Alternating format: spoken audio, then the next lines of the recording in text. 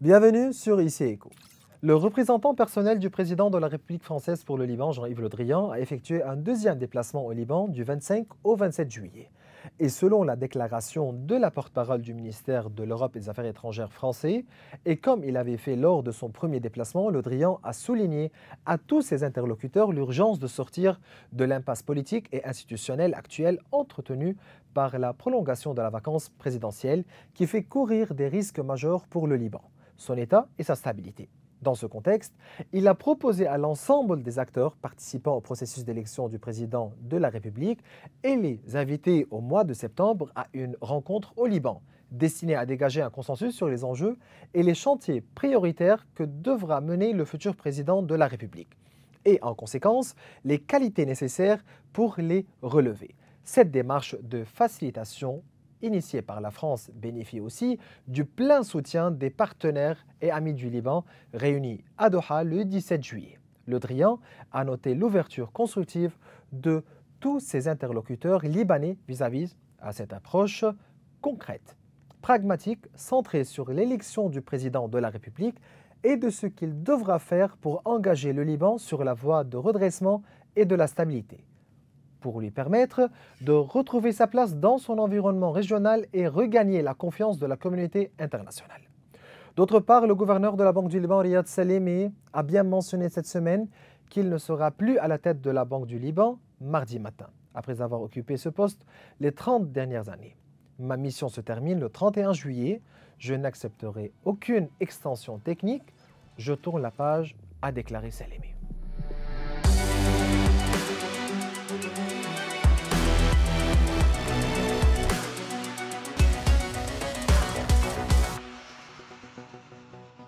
Durant cet épisode, nous nous pencherons sur les questions liées à la gouvernance de la Banque centrale et la succession de Riyad Salamé avec l'expert en économie et en finance Nicolas Chirhani et l'économiste en chef de la Biblos Bank Nassib Roupli. C'est un plaisir de vous avoir avec nous aujourd'hui, Monsieur Chirhani et Monsieur Roupli.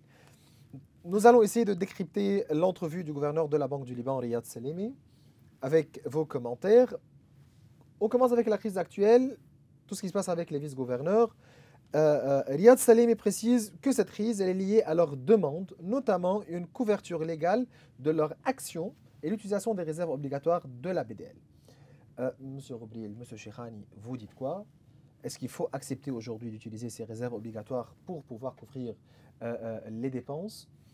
Et pensez-vous que ces vice-gouverneurs ont la légitimité, les compétences, les moyens de gérer la situation actuelle? Tout d'abord, la crise est certainement liée à l'endettement de l'État, au déficit budgétaire depuis des dizaines d'années, au manque de volonté des réformes, que ce soit des réformes budgétaires ou structurelles ou économiques, à la manque de la volonté de combattre l'évasion fiscale, l'évasion douanière, la contrebande à travers les frontières. Les déficits budgétaires successifs ont abouti à un niveau très élevé de la dette publique qui a abouti à la crise. En ce qui concerne l'endettement de l'État, en principe, la priorité du programme avec le Fonds monétaire international pour la politique monétaire est tout d'abord de combattre l'inflation et deuxièmement de ne plus prêter à l'État. Ce sont les deux priorités de la politique monétaire prochaine, selon l'accord avec le Fonds monétaire. Donc aujourd'hui, pour ce qui est du rapport des vice-gouverneurs, du plan, il n'y a rien de nouveau. C'est le contenu de l'accord préliminaire avec le Fonds monétaire international. Et je crois que la priorité des vice-gouverneurs, et spécialement le premier vice-gouverneur qui va devenir le 1er août, le gouverneur de la Banque du Liban, avec tous les pouvoirs exécutifs du gouverneur, c'est de maintenir l'indépendance de la politique monétaire. Et puis les questions techniques suivront. D'accord. Monsieur Chirhani, c'est clair, mais en ce qui concerne les réserves obligatoires de la BDL, aujourd'hui, les vice-gouverneurs ont besoin d'une certaine couverture légale, législative, pour pouvoir continuer à dépenser. Est-ce qu'il faut toucher à ce qui reste des réserves obligatoires? Est-ce qu'il faut accepter ou bien leur demande? Je voudrais déjà être d'accord avec M. Rebril sur le fait que la crise est due en fait avant tout à la mauvaise gestion financière de l'État, qui a été suivie d'une très mauvaise gestion monétaire de la Banque centrale. L'État, comme a dit M. Rebril, a dépensé plus qu'il n'a récupéré comme recette dans son budget, qui était totalement déficitaire. Mais il ne faut pas oublier aussi la balance des paiements, qui a été très mal gérée par les différents ministères financiers et économiques et l'État lui-même, qui avait un trou énorme en flèche dollar sur une période de 10 ans, donc les 10 dernières années. Donc si on cumule ces deux choses, il y a un double déficit qu'on appelle twin déficit, qui va mener à une crise économique, à une crise monétaire, à une dévaluation de la monnaie. Classique. Rien n'a été fait. Donc l'État est le premier responsable de ça. Le problème, c'est que la responsabilité a été suivie par des erreurs techniques à la Banque centrale, qui avait, elle, donc le problème de l'État, c'était du profit and loss. La Banque centrale, c'était du cash flow. La Banque centrale avait énormément de réserves. Ma question était précise. Oui, précise, j'arrive aux réserves. Pour ne pas retourner à l'historique. Ce qui me concerne ici, moi ici, pour moi, l'important, c'est l'histoire des réserves obligatoires. Est-ce qu'il faut toucher, oui ou pas? Les réserves. Est-ce qu'il faut avoir la couverture législative ou pas? Les réserves, les 3 dernières années, étaient suffisantes pour relancer le pays. Elles ont été utilisées à 75-80%, ce qui était une très grosse erreur, au lieu de dire stop. Aujourd'hui, il reste encore 10 milliards ou 9,3 milliards. Il ne faut jamais les toucher, ces réserves. C'est ce qui reste aujourd'hui comme trésor, avec l'or, à la Banque centrale, pour donner la confiance nécessaire aux investisseurs étrangers, pour venir dire non, ce pays a encore des fonds, un capital, c'est le capital du pays en fait, d'accord, en mettant de côté tout ce qui est capital real estate de l'État ou capital de l'État, mais je parle de la Banque centrale, qui va permettre de créer la confiance dans de nouvelles banques, dans des investisseurs étrangers. Donc non, il ne faut pas toucher. Vous êtes d'accord? Aux réserves. Oui, certainement, spécialement que c'est la responsabilité du gouvernement, du ministère des Finances, d'assurer les rentrées du Trésor. Et nous savons que le ministère des Finances a augmenté plusieurs fois les tarifs douaniers. Certains tarifs sont dollarisés aujourd'hui. Oui, et le gouvernement a augmenté aussi les tarifs d'électricité et de télécommunications. Donc on ne sait pas combien ces augmentations ont... Vous pensez que les vice-gouverneurs ont aujourd'hui la légitimité, les compétences, les moyens de gérer la situation?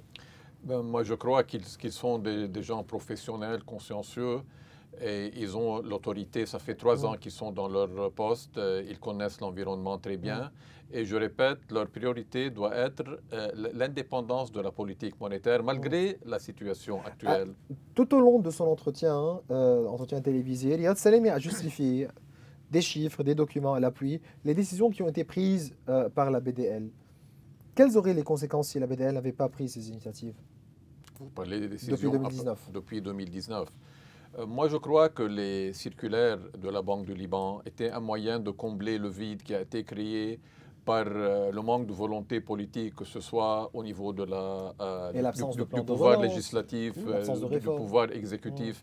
Et ces circulaires étaient pour des périodes précises, mais la Banque du Liban a dû continuer à renouveler ces circulaires parce que le programme de relance, le programme de réforme n'a pas démarré, malgré la signature d'un accord préliminaire avec le Fonds monétaire depuis en avril 2022. Et on voit que les conditions préalables n'ont pas été mises en place. Monsieur Chirani, quelle est votre position envers ces circulaires-là? Moi déjà, on va parler un peu du plan qui a circulé, si vous voulez. Les circulaires, moi je ne suis pas en alignement avec M. Rebril sur le fait que ce sont des circulaires pour moi qui ont été inflationnistes. Tous les circulaires ou tous 51, 54, 58 ont été inflationnistes et ils ont obligé la Banque centrale à imprimer plus d'argent, ce qui a dévalué la livre. Donc, d'un côté, le consommateur qui avait besoin de cet argent a été obligé de faire un auto-haircut sur lui-même. Il veut manger, il veut boire, il veut mettre ses enfants à l'école. Bon, c'était un moyen de subvenir aux besoins. Quel devrait être le plan B donc? Le plan B, c'est très simple. Sans gouvernement, sans plan de relance? Il n'y a aucun problème. Il y a aujourd'hui 4 gouverneurs à la Banque centrale qui sont des des vice-gouverneurs, on va dire. Leur objectif, leur rôle, c'est de prendre la place du gouverneur quand il invite. Moi, j'étais clair ici. Oui. À partir de 2019, quel était le plan? Quel était le plan B pour le gouvernement? Le plan B du gouvernement, c'était de faire un plan qui fonctionnait. Le gouvernement n'a pas fait. On n'est pas en train de dire que... Pour le gouverneur, je dis. Pour la Banque centrale. Non, Sans ces circulaires. déjà l'État est responsable de ne pas avoir mis un plan. L'État n'est pas responsable ici. Donc le Il est gouverneur responsable. travaillait tout seul. Le gouvernement travaillait tout seul. Donc il devait faire quoi? Oui, mais il aurait dit stop. On n'imprime pas comme ça de l'argent sans une politique monétaire. Je suis désolé, regardez le résultat. Je suis désolé. Quand on dit qu'est-ce qu'il aurait pu faire, moi je dis regardez le résultat, ce qu'il a fait.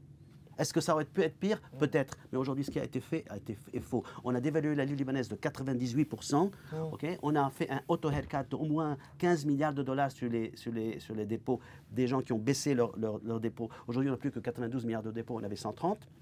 Une partie a été effacée par des dettes légitimisées par un circulaire de la Banque centrale à 1500. Ça, c'est très grave. D'accord? Une partie. Et à la fin, le résultat final, il n'y a plus d'argent, il n'y a plus de dépôts. La livre a dévalué de 95%, il y a une hyperinflation qui est en total désaccord avec l'article 70 du Code de monnaie et de crédit. Vous êtes d'accord? Non, pas tout à fait. Parce que le pouvoir législatif ne fonctionnait pas. Le gouvernement n'était pas d'accord avec le pouvoir législatif en ce qui concerne le plan de relance ou le plan de réforme. Le plan qui a été présenté par le gouvernement précédent, je ne crois pas que c'était un plan viable. Celui de Hassan Diab. Oui, la décision de ce gouvernement de ne pas honorer les dettes étrangères. Ouais, c'est très grave. Pour vous, c'était catastrophique. C'est très grave. Oui, c'est la plus grosse erreur. Oui, c'était une mauvaise décision. Donc ça a réduit la valeur des dépôts bancaires. Quel a été le coût de ce défaut de paiement? Tout d'abord, ça a été l'isolement du Liban, du système monétaire, bancaire et commercial international, la marginalisation du Liban. Deuxièmement, la valeur des chèques bancaires a diminué. Et troisièmement, la dévaluation de la livre a accéléré. Spécialement qu'il n'y a pas eu les négociations avec les détenteurs des eurobonds n'a pas débuté, jusqu'à aujourd'hui n'a pas débuté. Et le point le plus important, c'est le droit de n'importe quel gouvernement de préserver les réserves en devises. Donc, il devrait y avoir un accord avec le Fonds monétaire international, ou le début d'un accord avec le Fonds monétaire international, avant de prendre cette décision, ce qui aurait maintenu la confiance. Mais cette décision a été prise de façon très rapide et sans planification. Monsieur Chirani, pour les experts, les chefs de partis politiques, les responsables qui sortent, ils disent non, il fallait faire un défaut de paiement. Je ne connais aucun qui a dit non. Si vous en connaissez, présentez-les-moi. Les ministres qui ont voté cela? Les ministres ne sont pas les chefs de parti. Il y a eu une décision qui a été mauvaise et fausse. Comme a dit M. Robril, c'était une mauvaise décision rapide, sans plan. Sans plan. On ne peut pas faire un défaut sur une dette souveraine qui fait 32 milliards de dollars alors qu'on a un déficit dans la balance des paiements en fresh money sans un plan. Déjà, même avec un plan, il ne fallait pas. Pourquoi il Donc ne fallait on devait pas payer, vous dire. Je vais vous expliquer pourquoi. Parce qu'aujourd'hui, la Banque centrale, au moment des défaut, avait à peu près 37 milliards de dollars comme réserve en fresh money. Le dû du paiement des intérêts était entre 1 et 2 milliards, 2 milliards et des poussières maximum. Donc la Banque centrale pouvait financer ce dû et gagner un an pour, comme disait M. Robril, restructurer sa dette de manière intelligente, comme l'a fait la Grèce sur 30 ans, 35 ans, en baissant le taux d'intérêt, en augmentant en fait le tenure du loan. Ce qui aurait permis, de ne pas faire un défaut sur le pays de manière internationale. Donc aujourd'hui, nous, on est un pays en défaut, on ne peut plus rien faire, personne ne nous prête de l'argent. 2, de ne pas faire une dévaluation de la livre libanaise aussi rapide, parce que ça a accéléré. 3, ça a fait un haircut sur le déposant de 15 milliards, parce que les banques détenaient 15 milliards d'eurobonds qu'ils ont été obligés d'enlever de leur capital en majorité, ce qui a été de l'argent en moins pour les déposants. Donc, pour financer, si vous voulez, le peuple, comme ça a été en fait présenté lors du défaut, comme quoi il faut donner à manger au peuple, on est en plein 2 milliards de dollars, ils ont coupé 15 milliards sur les déposants, augmenté la crise économique, accéléré la dévaluation et presque mise en faillite des banques. Donc c'est très grave. On peut quand même la penser différemment, celle-là. Vous savez qu'ils voulaient faire aussi des défauts sur les Treasury Bills en livre libanaise, c'est une folie furieuse parce qu'en fait on imprime et on imprime. On peut contrôler. À un moment donné, le plan Lazare, voulait faire défaut sur ça aussi. Ce plan Lazare. Je vous dis, donc c'était une catastrophe. Mais il faut rendre quelqu'un responsable ici, M. Jérémy. Il faut faire un audit vous êtes financier. d'accord? Qui en est responsable? Il y avait un gouvernement, il y avait un Premier ministre, il s'appelait Hassan Diab. Avec ce plan Lazare, avec tout ce qui s'est passé avec le Fonds monétaire, avec ces plans de relance où toutes les obligations de la Banque centrale devaient être le plan Mikati, alors éliminées. Le nouveau plan de Najib Mikati Nous avons un de problème Saad au Liban. Echemi. Nous avons un problème de tenir les responsables, de tenir les gens au pouvoir responsable. C'est une culture qui manque au Liban. Parce que le nouveau plan n'est pas meilleur. Hein. Le nouveau plan, il détruit le secteur bancaire entièrement. Il est pire. Il est pire. Il est différemment mauvais dans sa structure. Okay? Tous les deux étaient mauvais. Parce qu'aujourd'hui, on me dit, si on avait fait le plan de M. Diab ou de M. on aurait pu donner plus d'argent aux déposants. Mais les gens ne voient qu'une partie du problème. Okay? C'est toujours, en finance, on a deux parties, crédit, débit. Le crédit est toujours beau, mais le débit, c'est une catastrophe. C'est une destruction massive du secteur bancaire et de 80% des déposants.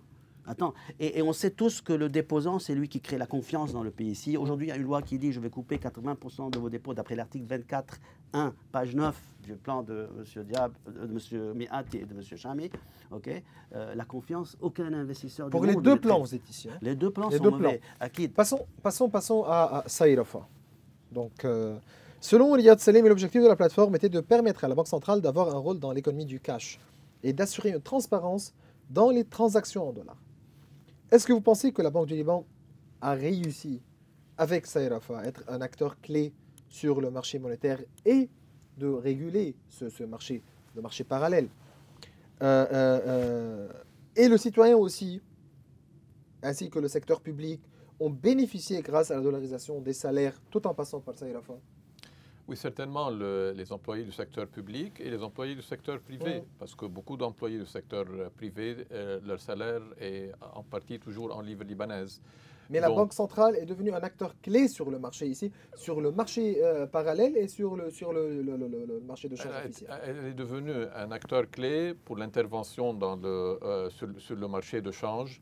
Et c'est le rôle des banques centrales, ou bien de décider d'intervenir ou de ne pas intervenir. Et la décision de la Banque centrale a été d'intervenir pour contrôler le taux de change sur le marché parallèle, pour éviter, pour réduire les spéculations. Mais c'était à quel coût? C'était à quel coût? On doit voir quel aurait été le taux de change sur le marché parallèle s'il n'y avait pas eu ces interventions.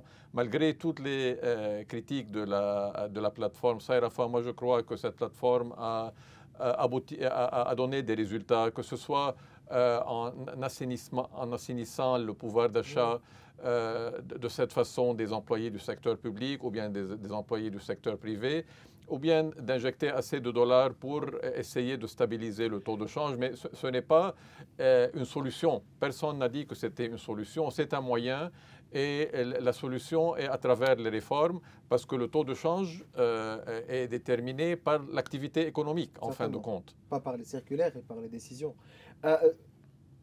J'ai bien posé cette question pour passer à la question ici, la question principale. Le projet des vice-gouverneurs aujourd'hui est de créer une plateforme alternative à Saïrafa.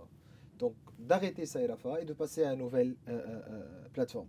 Vous êtes d'accord que la création d'une telle plateforme sans l'intervention de la Banque du Liban prendrait du temps et que la Banque du Liban doit rester sur le marché car il n'y a pas d'offre de dollars, mais de la demande qui menace la livre libanaise? Vous êtes d'accord? Alors, moi je vais rebondir, pour répondre à votre question, je vais rebondir sur ce que dit M. Gobril. Oui, Saïrafa a ralenti le processus de la dévaluation.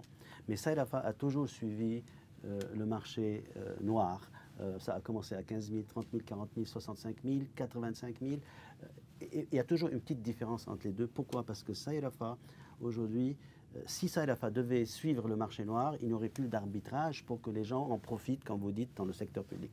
Ceci dit, ce profit, qui n'a pas été uniquement fait par les gens du secteur public, mais des entreprises qui venaient faire des échanges entre ça, il a fait des milliards de livres libanaises, tous les jours étaient échangés, générer une perte à la Banque centrale. Il faut que nos téléspectateurs comprennent, entre 10 et 15 millions de dollars par jour, ce qui fait à peu près 350 millions de dollars par mois de perte à la Banque centrale en foreign currency. Vous savez que ce chiffre est utile pour faire une carte d'aide aux plus démunis sur un an, Donc chaque mois, on pouvait faire une carte pour être de 350 millions de dollars aux plus démunis au Liban. C'était brûlé. Alors il y avait on finançait cette perte par deux moyens. Soit la Banque centrale achetait du marché, et donc là, la Banque centrale était obligée d'imprimer pour acheter des dollars, il faut des livres libanaises pour acheter des dollars, soit ils utilisaient les réserves. Donc c'était où ils recyclaient les livres libanaises via l'EDL aujourd'hui, parce que l'EDL collecte l'argent en livres libanaises fraîches. On ne peut plus utiliser. Vous imaginez, l'État n'accepte plus sa livre libanaise dans les banques, c'est de la folie. Donc ce cycle entre la perte par la dévaluation ou l'utilisation des réserves a fait ces pertes de 10 millions par jour. Ce qui est très grave. Donc, c'était une solution transitoire qui a coûté énormément d'argent aux contribuables, aux réserves, à la dévaluation. Il n'y a pas de menu gratuit, free lunch. Si on veut ça, il faut payer ça. À moins que on fait ce que veulent faire les gouverneurs, les vice-gouverneurs. C'est-à-dire, non, ils veulent faire un managed floating et c'est faux. Il faut faire un full floating. Directement. Par contre, mais ça serait catastrophique. Quoi sans réforme, mais aujourd'hui, sans gouvernement. Mais aujourd'hui, on est en managed floating. Mais excusez-moi. Mais une question.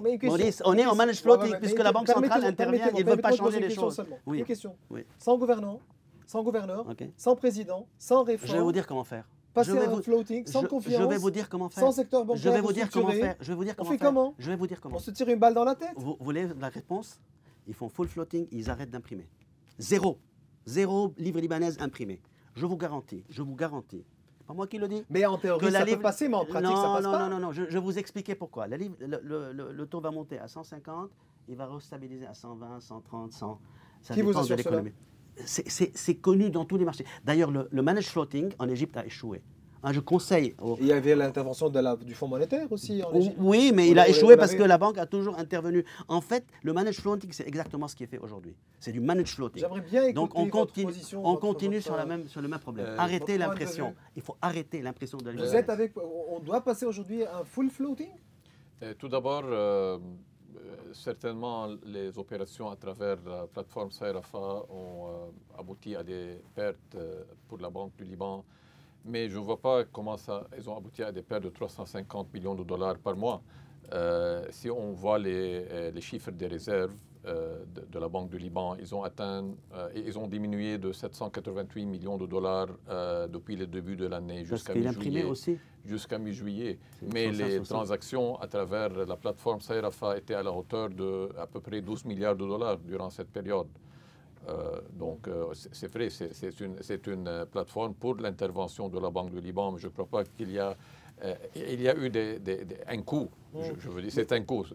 Peut-être ce sont deux questions ici. Premièrement, est-ce qu'on doit passer à une nouvelle plateforme, mais est-ce qu'on doit passer directement, ou bien passer directement au full floating rate dont M. Cheikhani a mentionné? On passe à ce stade-là quand il y a une économie qui fonctionne de façon normale, quand le marché...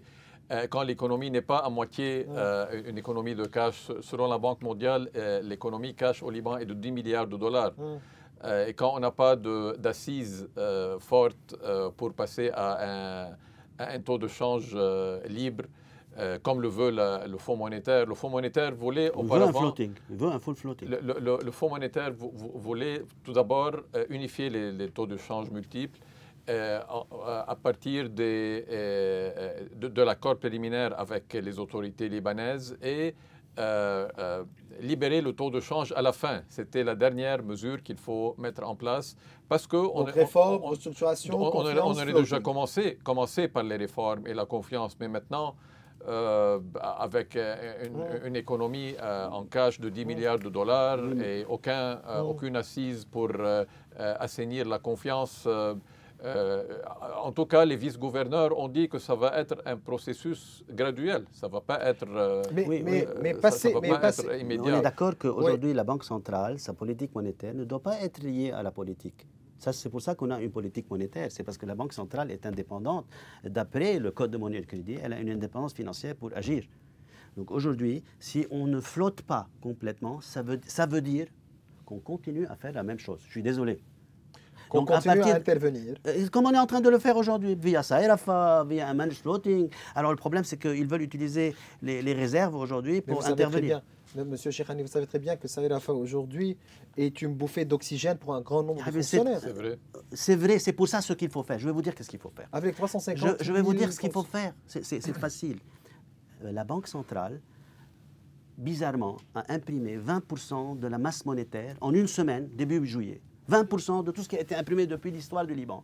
Ces 20% doivent être utilisés pour ajuster les salaires jusqu'à 80-100% de Saïd Rafah. Et c'est suffisant, j'ai fait le calcul. Ces 23 trilliards ou 22 trilliards de livres libanaises qui ont été imprimés sont suffisants pour ajuster les salaires. Une fois qu'ils sont ajustés, personne ne va me dire, oui, je ne gagne pas bien ma vie, puisqu'ils vont être payés sur Saïd Rafah ou presque sur Saïd Rafah.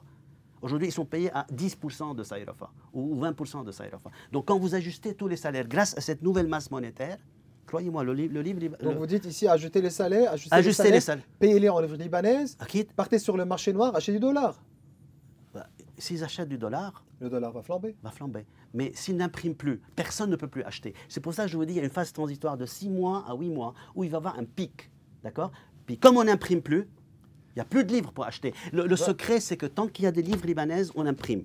Et quand on imprime, on achète, on peut acheter. Et quand on peut acheter, le dollar flambe. Oui. Donc il faut arrêter les impressions. Il y a assez d'argent aujourd'hui dans le système pour fonctionner puisqu'on est à 95% Écoutons votre point de vue.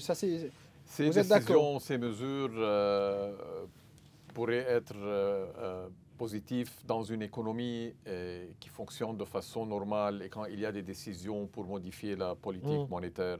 Mais dans notre situation, il faut commencer par les réformes structurelles tout d'abord et puis aboutir au système monétaire, au changement de la politique monétaire, à la libération du taux de change. Il faut avoir des assises tout d'abord économiques et financières pour aboutir à cette décision-là, parce qu'aujourd'hui, il n'y a aucune visibilité, que ce soit visibilité politique ou économique. Il y a un secteur privé qui s'adapte. Qui s'est adapté et il y a des secteurs dans ce secteur privé qui travaillent assez bien. Mais ce n'est pas assez sans les réformes, sans la visibilité politique, sans la visibilité économique. Donc aujourd'hui, on ne peut pas prendre des décisions, même si le Fonds monétaire croit que ça va créer un choc tout d'abord, et puis l'économie va ajuster. Oui. Le Fonds monétaire croit que c'est un coût qu'il faut payer et c'est mieux de le payer maintenant que d'attendre plus. Donc ça fait 4 ans que les Libanais il y a plusieurs, sont en train de payer. Il y a plusieurs opinions là-dessus, mais je crois que c'est un saut dans l'inconnu, dans la situation actuelle. Mais moi, je propose qu'on n'ait pas un saut dans l'inconnu. C'est pour ça de faire les réformes qu'il faut. Quitte à, si le full floating ne marche pas, on intervient. Pour l'instant, on fait un full floating, on arrête d'imprimer. Tant qu'on imprime, il y a des livres pour acheter des dollars. Lorsqu'il n'y aura plus de livres sur le marché, croyez-moi, la livre libanaise va augmenter de prix. Vous voulez ajouter au niveau de l'adaptation du secteur public et du secteur privé? Alors, le secteur privé a eu une bouffée d'oxygène parce qu'une partie, moi je ne connais pas tout le secteur, a dû à fermer ses dettes. Une majorité? Non, pas une majorité. Une partie, une bonne partie. Okay, en livres libanaises, à peu près 5 à 6 milliards de dollars en livres libanaises qui ont été fermés à 1500 les dettes, et peut-être les autres autant en chèques. Les chèques, c'est en gros interbanque, donc ça impacte les déposants de manière indirecte, mais les 5 milliards directs. Donc le secteur bancaire privé libanais aujourd'hui n'a plus de dettes. C'est-à-dire, il n'y a pas un secteur privé dans le monde qui n'a plus de dette. D'accord ? Donc aujourd'hui, il a pris une bouffée d'oxygène. C'est pour ça qu'il a démarré. De même, les personnes qui avaient emprunté en livres libanaises ont fermé, n'ont plus ce debt burden sur leur salaire en dollars. Ou en dollars. Donc c'est pour ça que vous sentez que ça a repris. Ça n'a pas repris parce qu'il y a une reprise économique, je suis désolé. Ça a repris parce qu'il y a un peu d'argent qui vient de l'étranger par les émigrés libanais et par le fait que le secteur qui était très endetté, privé ou personnel, n'a plus de dette. Donc, sa consommation est encore meilleure qu'en 2018. Donc, il consomme, il sort. Ça, c'est clair. Mais ce n'est pas sustainable. Pourquoi? Parce que si vous voulez faire de la croissance, il faut des banques. Certainement. Et donc, il ne faut pas tuer le secteur bancaire. Il faut recréer le système d'emprunt. Restructurer le secteur. Très vite. Un des points, on va parler tout à l'heure, si vous plaît, de plan pour vice-gouverneur, un des plans prioritaires, c'est de, pas uniquement la monnaie, mais c'est de restructurer le secteur Mais bancaire plan et de le sauver. Mais M. Chihani, le plan de Hassan Diab aussi a bien mentionné la restructuration du secteur bancaire. Le plan de Najib Mikati aussi a bien, il a bien aussi mentionné la restructuration du secteur bancaire. Nous avons une loi aujourd'hui qui a été préparée, un projet de loi. Le plan de Hassan Diab, on va être réaliste.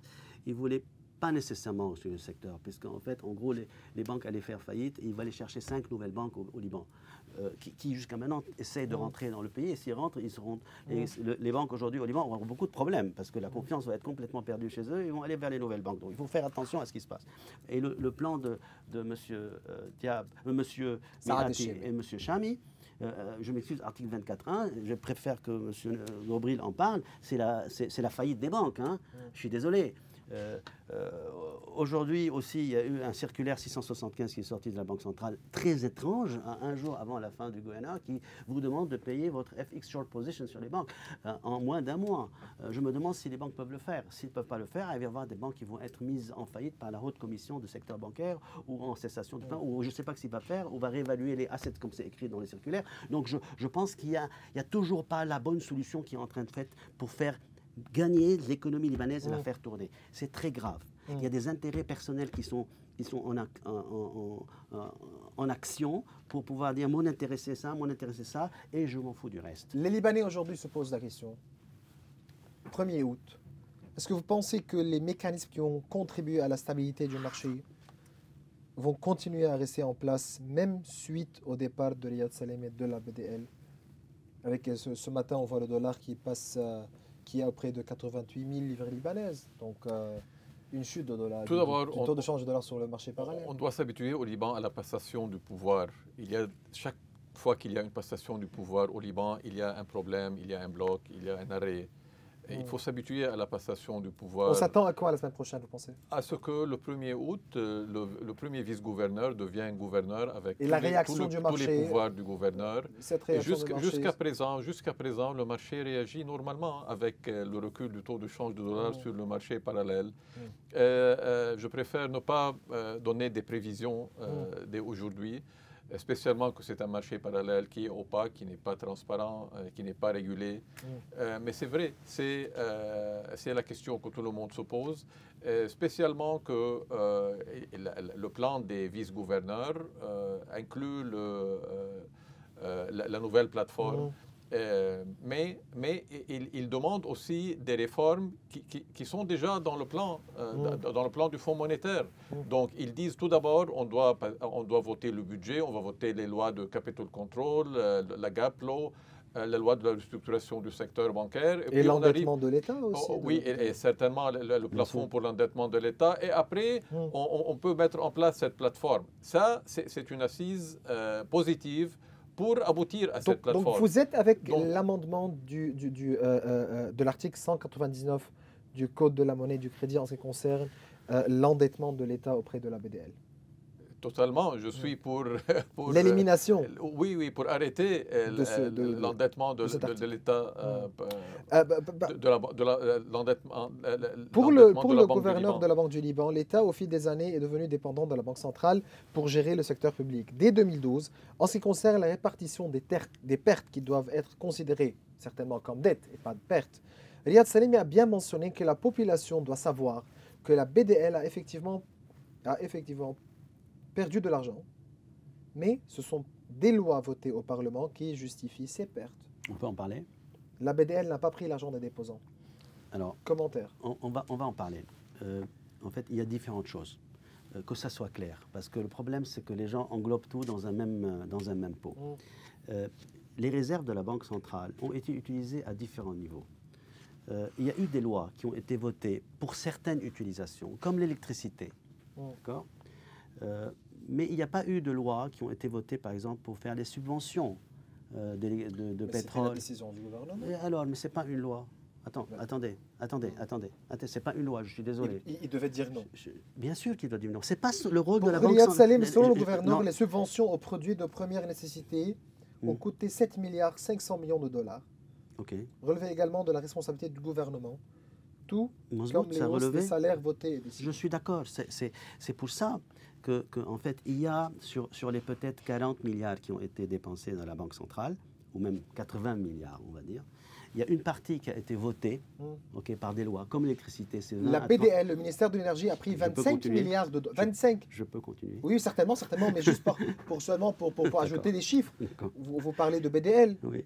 Les chiffres de la BDL, le ministère de l'Énergie a pris 25 milliards de dollars de la BDL pour le dossier de l'électricité au cours des 10 dernières années. Donc sur les 80 milliards ou 85 milliards, que les téléspectateurs comprennent en fait. Parce que oui, il y a eu des lois qui ont été votées, certaines choses, il n'y a pas eu de loi.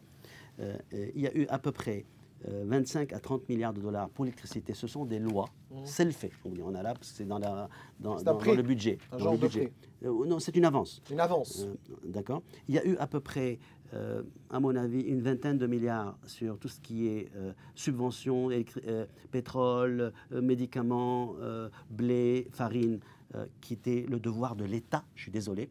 Et l'État n'a pas voulu les mettre sur son budget qui était déficitaire déjà pour montrer un grand déficit. Et la BDL les a soutenus.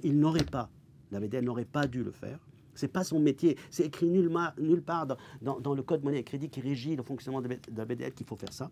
Il y a eu aussi une partie de 30 à 35 milliards qui ont été injectés sur les 15 dernières années pour stabiliser le taux de change. Et il ne fallait pas le faire. Le FMI avait dit qu'il ne fallait pas le faire depuis 2011. D'accord. Donc aujourd'hui, quand on compte tout, oui, un tiers de ce qui a été dépensé n'aurait pas eu de dépensé. Un tiers, c'était le devoir de la BDL, ils l'ont dépensé, mais ça a des conséquences. Un tiers, c'était l'État. Donc c'est pour ça, si on voit les responsabilités aujourd'hui de ce qui se passe, à mon avis, c'est plus de 50% l'État, à peu près 25% la Banque centrale et 25% les banques en tant que responsabilité. En tout cas, les subventions sont la responsabilité des budgets de l'État. Bravo, exactement.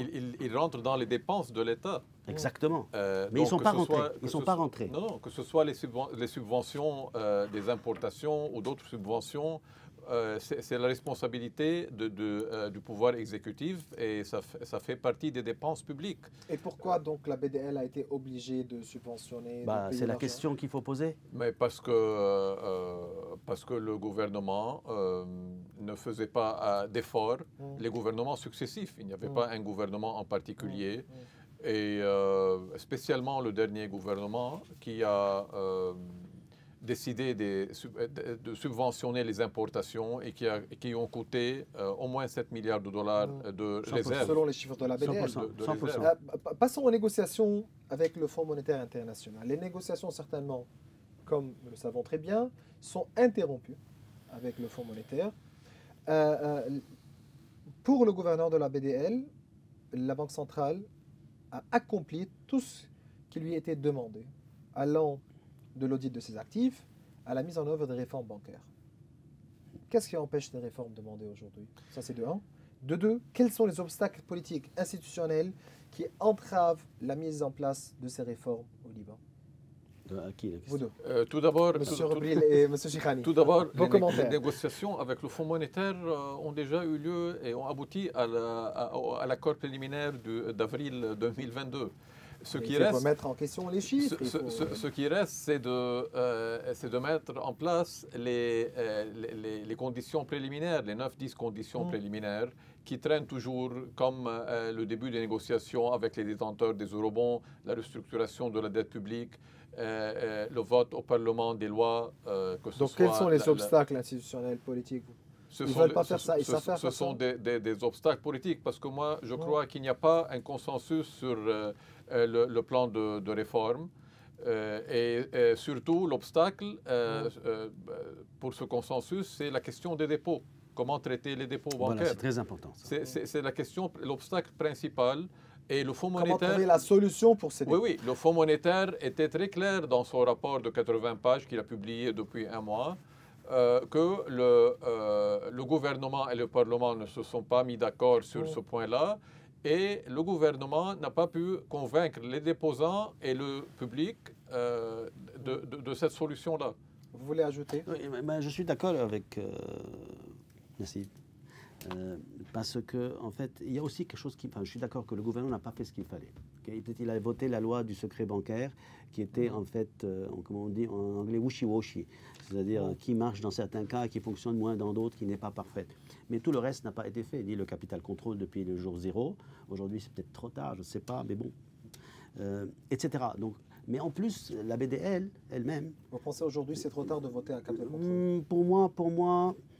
Pour moi, si on veut voter un capital contrôle, non, c'est sur 6 mois ou 1 an maximum, le temps que les réformes soient faites. Le Fonds monétaire veut toujours... Oui, le Fonds monétaire le veut. Parce que le problème, c'est que si en 6 mois, on peut faire les réformes, on le vote et puis on enlève les réformes. Est-ce qu'il est inévitable? Oui, c'est un début pour la restructuration du secteur bancaire. Exactement. Donc, c'est ce que je dis. Donc, durant ces 6 mois, 8 mois, il faut restructurer le secteur bancaire. La BDL ne l'a pas fait encore. Donc, ça, c'est un travail de la BDL.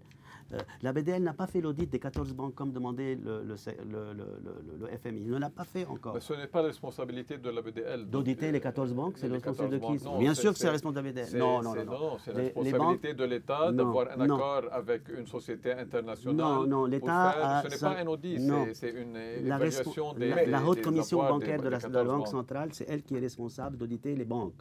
Parce que les banques, l'autorité de la Banque centrale est sur les banques. D'accord. Je continue. Donc, il y a deux conditions qui n'ont pas été faites à la Banque centrale, qui est en fait la restructuration du secteur bancaire. On attend toujours ce plan. Ça fait 1 an et demi. Je suis désolé, c'est pas difficile. Mon Dieu, c'est pas difficile.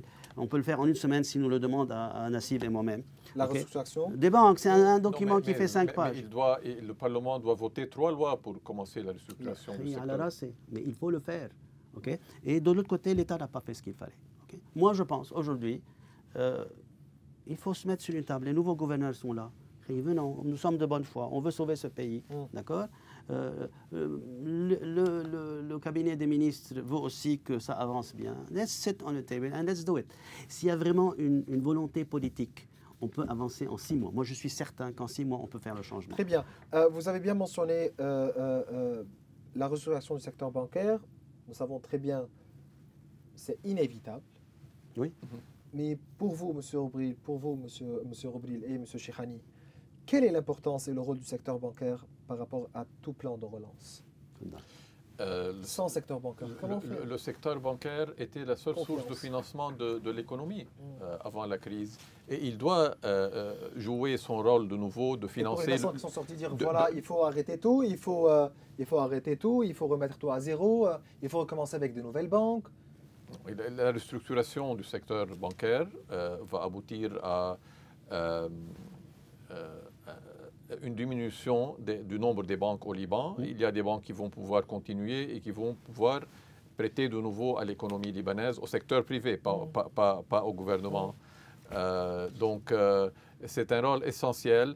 Mais ce qui est important aussi et qui n'a pas été cité dans le rapport du Fonds monétaire ou bien dans le plan de réforme du gouvernement, que ce soit ce gouvernement ou le gouvernement passé, c'est le développement du secteur financier au Liban, de la bourse de Beyrouth, des investissements, des banques d'investissement, les fonds d'investissement dans les sociétés privées. On ne peut plus avoir seulement un secteur bancaire, il faut avoir un secteur financier et qui se complémente. Ces secteurs se complémentent. Il ne va pas y avoir une concurrence entre les banques commerciales et les banques d'investissement et la bourse et les fonds qui investissent. Certainement, on voit dans les pays émergents comment le financement du secteur privé se fait à travers cette diversification. Partant d'ici, M. Cheikhani. C'est une bonne approche. Oui. C'est parce qu'aujourd'hui, s'il y avait un secteur financier au Liban, comme une bourse, peut-être que les banques auraient pu déployer cet argent dans ce secteur au lieu de le déployer à la Banque centrale. Le PIB du pays était de 55 milliards. Il y avait 150 milliards dans les banques. On ne peut pas déployer 150 milliards dans un 55 milliards. Par contre, à mon avis, le PIB du pays n'aurait pas dû être 55 milliards. Il aurait dû être 100 milliards. Personne n'en parle, parce que l'État a très mal géré, parce que l'État a emprunté 100 milliards de dollars sans rien faire. Ces 100 milliards auraient dû faire un PIB de 100 milliards de dollars. Donc vous voulez me dire que l'État est responsable? L'État est grandement responsable de la destruction économique du pays, d'accord? Et bon, de l'autre côté, comme vous disiez, Monsieur Robril, le secteur financier est très important. C'est pour ça, quand on parle de restructuration bancaire, il ne faut pas se limiter aux banques. Il faut restructurer la Banque centrale aujourd'hui. Si vous voulez mon avis, à mon avis. Les banques libanaises sont techniquement en faillite si on applique IFRS 9. Mais pourquoi ne pas recommencer avec de nouvelles banques? Une seconde. Non, on va en parler. On va en parler de nouvelles banques. On va en parler de nouvelles banques. La Banque centrale a une perte non déclarée encore de 72 milliards d'après le plan, le gouvernement Mikati. Donc la Banque centrale elle-même est en faillite aujourd'hui en monnaie étrangère. Elle n'est pas en faillite en livre libanaise. Il faut la restructurer, il faut faire une UBDL. Revenons à nous. Alors pour répondre à votre question. Revenons. Okay. Restructuration des banques. Et de la Banque centrale. Les plans aujourd'hui. Et de la gouvernance de la Banque centrale. Hassan Diab, nous savons très bien, il y avait bien mentionné l'idée de nouvelles banques. Mais pourquoi des nouvelles banques? De reprendre à zéro. Pourquoi de nouvelles banques? Si aujourd'hui on restructure le secteur bancaire, on fait ce qu'on appelle le good bank, bad bank, on sort les dépôts et on les préserve par une loi. Ce que je demande, j'ai 3 mots à dire aux 4 gouverneurs avant de Parce qu'il me reste quelques minutes pour le budget de 2023. Oui. Donc, si on sort ces dépôts, on les met dans une société financière qui sera reconstituée avec le temps. Les banques seront saines. On aura de nouveaux investisseurs qui seraient intéressés par les banques restantes. On a 55 banques, peut-être il y aura 12 banques qui vont rester. Ils vont relancer. Peut-être qu'il faut de nouvelles banques aussi, mais on n'est pas là pour nettoyer le système, puis après il y a la nouvelle banque avec des conflits d'intérêts avec les nouvelles banques qui arrivent, on ne sait pas d'où est-ce qu'elles viennent. C'est très grave. Il faut une gouvernance à la Banque centrale qui est forte. La gouvernance de la BCC, du SIC, et même la gouvernance de la CMA. Okay? On ne peut pas avoir des conflits d'intérêts entre la Banque centrale et la CMA. Ce n'est pas vu dans le monde entier. En tout cas, le plan de réforme du gouvernement et du Fonds monétaire contient les réformes à la Banque du Liban. Merci beaucoup. La gouvernance à la Banque du Liban. Il faut commencer par la tête. Il me reste quelques minutes pour moi, je vais donner un conseil aux 4 gouverneurs après. Oui, et le plan des 4... Avant de passer au budget de 2023, le plan des 4 gouverneurs... Moi, je vais leur donner un conseil. Conseil d'amis et de patriotes. Juste pour dire que les vice-gouverneurs ont présenté un papier, un plan, disons, qui est un peu similaire au plan du gouvernement, du Fonds monétaire, donc c'est la restructuration, le budget équilibré, etc. Mais est-ce qu'on aura le temps durant 6 mois? C'est pour ça qu'il faut que ce qu'ils peuvent le faire de leur côté, au niveau Banque centrale, il faut qu'ils le fassent, indépendamment de la politique. Puis après, jugeons-les. La politique, on va se réveiller peut-être dans 10 ans, elle ne va pas changer au Liban. Soyons réalistes. Par contre, si au niveau de la Banque centrale, ils peuvent faire des actions relatives à la politique monétaire et aux finances bancaires et économiques du pays, il faut qu'ils le fassent. Et moi, je leur conseille de faire une chose très importante. C'est un conseil. Après, ils font ce qu'ils veulent. C'est on the media, comme on dit. Il faut qu'ils arrêtent d'imprimer des livres libanais. Ils ont assez imprimé. Ça, c'est clair. Vous avez bien mentionné c'est clair, cela. Mais personne ne le fait encore. D'accord, ok. Ça, c'est un. 2, il faut qu'ils fassent un full floating, non-unmanaged floating. 3. Ça, c'est 2. 3, il faut qu'ils arrêtent de prêter à l'État, d'après les conseils du FMI. 4. Il ne faut pas qu'ils touchent aux réserves. C'est ça ce qui va leur permettre de recréer la confiance et la croissance dans l'économie qu'il faut. 5, il faut qu'ils poussent vers une loi qui protège les dépôts. Reconstituer les dépôts est un autre problème, mais qu'il faut qu'ils protègent les dépôts pour qu'ils créent la confiance des investisseurs extérieurs, parce que c'est seulement comme ça qu'on pourra ramener l'argent au Liban. Okay. Et 6, ça c'est clair. 6 il faut qu'ils restructurent le secteur bancaire très très vite, parce que seul le secteur bancaire peut créer cet argent supplémentaire pour financer le secteur privé, qui va créer de la croissance, parce qu'aujourd'hui il stabilise mais il ne croit pas le secteur privé. Croissance qui va permettre de recruter des gens, que les gens vont avoir des salaires. Comme on a des salaires, on peut consommer. Comme on peut consommer, on peut faire remarcher le cycle économique. Et c'est comme ça qu'on le fait. Mais de manière stricte. En général, je dis que la priorité doit être maintenir l'indépendance de la politique monétaire.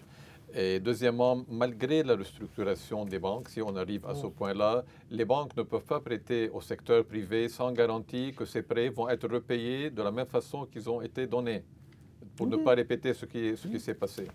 Juste, il me reste 2 minutes seulement. Budget 2023. Budget 2023, c'est un budget qui a un déficit de 19% des dépenses et qui... Comment le décrire? Son but est d'augmenter les recettes de l'État à travers l'augmentation des impôts et il cible spécialement le secteur touristique. Ah, oui. Monsieur Chirani? Moi, je pense que ce budget ne reflète pas une crise économique. D'accord. Je pense que l'État doit faire les structures nécessaires, les efforts nécessaires pour éviter de dépenser autant. On ne peut plus dire je dépense X et je prévois des revenus. Les dépenses sont toujours fixes et les revenus sont toujours hypothétiques dans un budget, on le sait tous. D'accord. Il faut, à mon avis, unifier le taux de change, ce qui essaie d'être fait dans le nouveau budget. Hein. Et sans Saïd Rafah, comment unifier le taux de change? Full floating. Ah, full floating.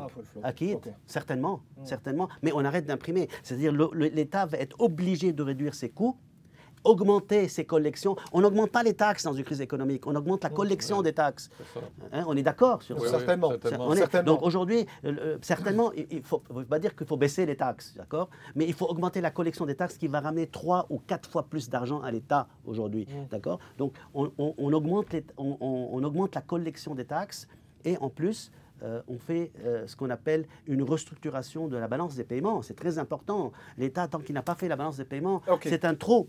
Et bien sûr, on peut parler des réfugiés syriens qui coûtent à l'État aujourd'hui 5 milliards de dollars. Hein. Voilà, c'est fait. Okay. Parce que quoi qu'on fasse, le trou est là. Hein. Si 5 milliards ne sont pas résolus, quel que soit le plan économique, on n'est pas résolu le problème. Monsieur Nicolas Cheikhani et Monsieur Nassib Roubli, c'était un plaisir de vous avoir avec nous. Merci à vous. Merci. C'était un plaisir avec réciproque. Mes chers téléspectateurs, vous pouvez revoir tous nos épisodes sur nos réseaux sociaux. Au revoir.